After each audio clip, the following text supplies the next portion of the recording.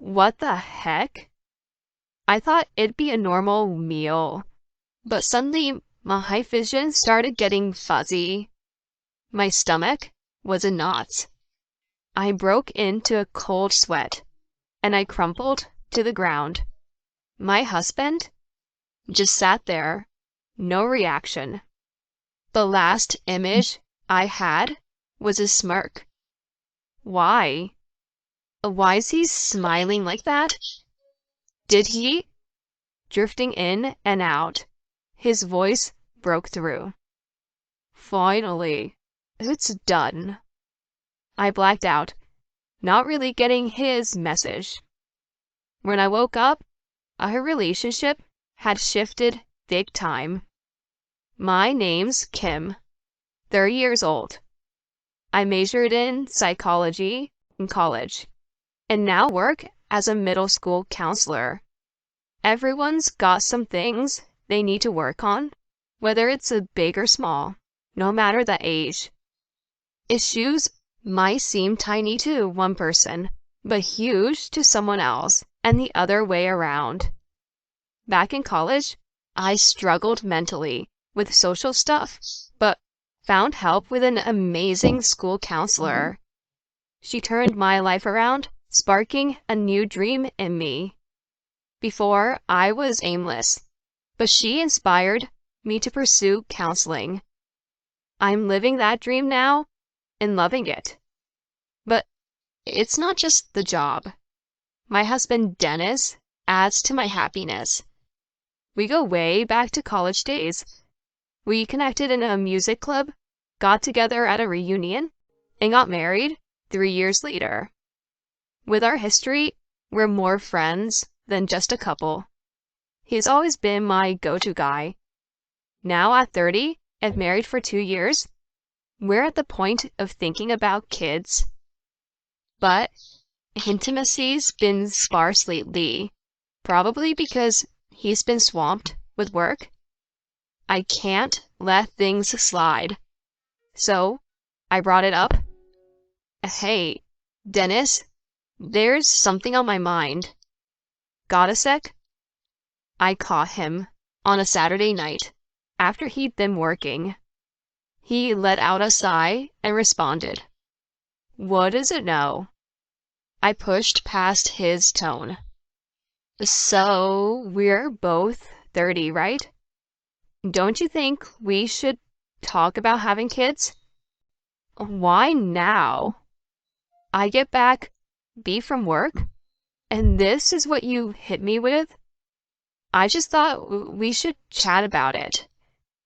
Could you pick a better moment? Read the room? I didn't mean to. I'm not in the headspace for this conversation, especially about this. He cut the conversation short with a deep sigh and left the room. This has been his MO lately. We used to talk through anything, no matter how tired he was. But now, he's ducking these talks. I've noticed a shift in him over recent months. Maybe his work, taking up our together time, is the culprit. But my efforts to reconnect seem pointless if he doesn't meet me halfway. I do want kids. But first, we've got to be on solid ground. The following day, he didn't get out of bed until the afternoon. Once he finally showed up in the living room, I tried again. Look, I'm sorry about yesterday, but we've been drifting apart. I was hoping we could get back to spending quality time together, like old times. From kids to this, can't you see I'm buried in work? I know you're slammed, but working late every night and the weekends, it's a lot. Can't you clock out at a normal hour once in a while? Man, you never let up. You get why I'm doing this, right? For us. I'm grateful. Really, I am. But I'm working too. So you don't need to burn yourself out. Enough. Let's shelf this for now. With that, he snagged his wallet and phone, hands split. As the door shut behind him, I felt this tightness in my chest release, and the waterworks started. Why? Why is he acting this way? I just wanted us to get back to how things were. His words echoed in my head as I cried, the tears just pouring out. That day, I sobbed like I hadn't in ages. And it was just the start of a much bigger storm. Morning greetings, gone. If I said dinner was ready, he'd bail. My attempt to bridge our gap had backfired. Instead of getting closer, we grew even more distant. One weekend, with him off working again, I was left to my own devices. I opted for a house cleanup. I tackled the living room, our bedroom, and then his room, which was a mess. As I cleaned up his junk, I spotted a weirdly colored receipt under his dresser. What's this? A receipt? It was greenish, and from a swanky French place I'd been raving about. I remembered that unique tinted receipt because someone posted about their dinner there online. Why did he have this? He never took me. The order was clearly for 2, maybe 3. I was sure he knew I wanted to have dinner there. Why keep it from me? A sinking feeling set in. Digging deeper, his trash yielded more two-person dining receipts. He'd been eating out often, and clearly with someone he didn't want me to know about. The dates matched his late nights at work. Had he been lying? Maybe he was seeing someone and just using work as a cover. My head swirled with doubts and my heart felt heavy. I had to ask him. When he got in around 11 that night, I jumped right in. Are you seeing someone? His eyes went wide, but he quickly laughed it off, saying, Seriously? You think I'm cheating? That's way out there. Then, explain these receipts. They're all for 2. Who did he go out with? Just a work buddy. I pick up the tab because they're junior to me. Really? Why would I lie? Cheat on you? Come on. I hope that's true. His reaction felt off. Typically, he'd be upset, but now he just gave a forced grin. He was up to something. So, I kept tabs on him. But he was on his toes, not slipping once. In fact, he flipped the script, acting super sweet, like in our early days. Kim, how about dinner tonight? I'll be home early. And let's hang out Saturday. Remember that cake you love? Got one for dessert tonight? It was like night and day from before. But his sudden niceness was definitely because I'd called him out. He was hiding an affair. Catching him in the act, though, was proving tough. While I was mulling over my next move, he threw a curveball. Our anniversary's Saturday, right? I've got it all covered. Let's make it special. You're doing everything? Yeah, I've been a pain recently, I'll take care of everything. Wine, snacks, the works. That's sweet, but why the sudden plan? Just want to show you I care. Is that okay? I couldn't shake this uneasy feeling. Something fell off. To be on the safe side, I gave my folks a heads up, asking them to check in if they hadn't heard from me by Saturday night. Finally, our anniversary day came. Per Dennis's suggestion, I caught a movie after work.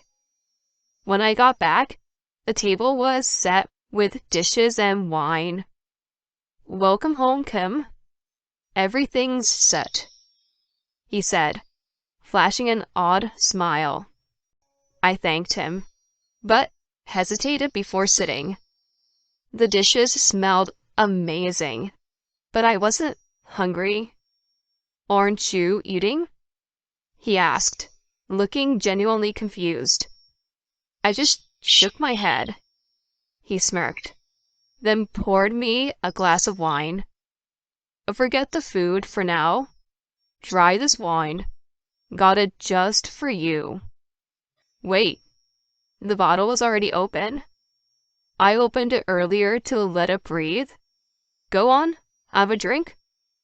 "All right, thanks." It was strange how he kept pushing the wine. Suspicious, I faked a sip, then snuck a quick bite. Suddenly, everything went haywire. What the heck? I thought it'd be a normal meal. But suddenly, my vision started getting fuzzy. My stomach was a knot. I broke into a cold sweat, and I crumpled to the ground. And Dennis just sat there, no reaction. The last image I had was his smirk. Why? Why is he smiling like that? Did he? Drifting in and out, his voice broke through. "Finally, it's done." What did he mean by done? What is he talking about? Desperate for answers, I tried speaking, but couldn't. He looked downright ecstatic, saying, "You can join me now. Just us. No more distractions. We're together forever." Yeah, I love you too. In that moment, my love for him froze over. It clicked. He must have spiked the food. His plan was to harm me from the start. Before I could process this, darkness took over. Waking up, I found myself under a soft-hued ceiling. I heard my parents exclaim, "Kim! Mom! Dad! Thank goodness! We found you out cold. We were so scared. Thanks for coming. Where's Dennis?" They hesitated and looked to the side. I sat up, following my dad's gaze, and was shocked to see my injured husband beside an unknown young woman on the bed. My dad filled me in. "Dennis tried to land you in the hospital with something in that wine. The woman is his secret girlfriend." "The wine?" "Yeah. Doctors didn't find anything harmful in you. Seems you had a stress-caused ulcer. So the sharp pain wasn't his doing?" "No, just a strain of being with him. If you'd really drunk that wine, it could have been bad." "Why's he look so rough?" "We got into it. Landed a couple on him. We're handing him to the cops soon." As my dad spoke up, Dennis's face went ghost white. In a sudden bout of desperation, he dropped to his knees, begging my dad, "Hold on. Isn't getting the police involved a bit much? I mean, Kim's all right." "Excuse me? We all know what you tried to pull on our daughter. Acting clueless won't cut it. She's been through hell because of you. We've got that wine as evidence. Hand that over and you're toast. Hold on. If this gets out, I'll lose my job. My family will suffer.